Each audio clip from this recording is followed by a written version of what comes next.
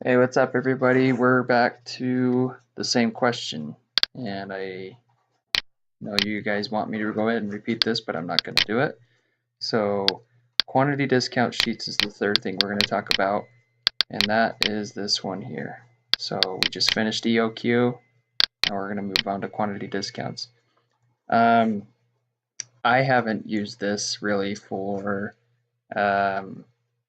the IBC experience because we didn't need to use interest rate, and that's because for the sake of this video I'm giving you this information because you're going to be learning how to do this on Canvas. So not sure why it's there, I mean especially for IBC, but just so you know, this will give you kind of a comparison. Basically, if you were to order, I guess you could use this in real life, but if you were to order anywhere between 0 and 899 hammocks and the price is $20 per unit, there's a discount percentage of 0%.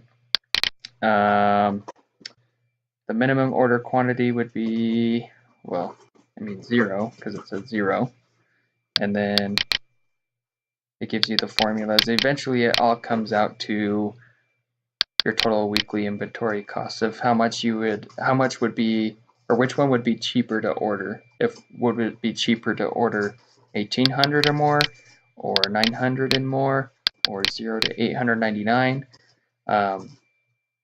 Then it'll tell you the total cost to be able to order it here. So it's cheaper to order 800 or more, believe it or not. So isn't that pretty cool?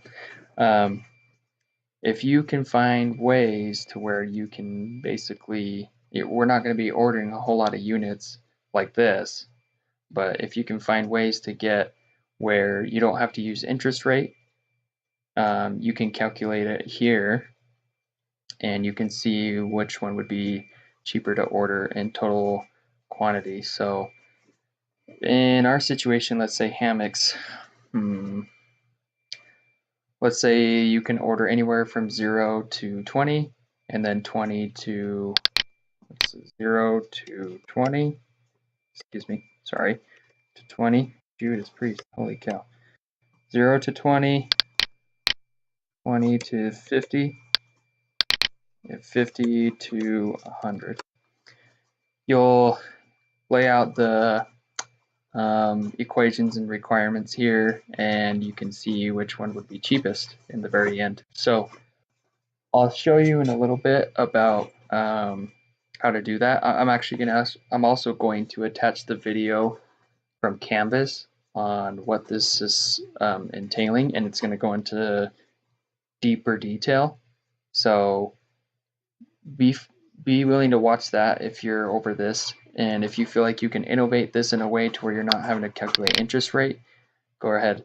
But for now, I just kept it here on the Google Doc so that in case anybody decides that they found a way to use this to their advantage, I've got it there already set up for you. So that's the video tutorial for, well, I guess just to say explanation for quantity discount sheet, and that's all. See you in the next one.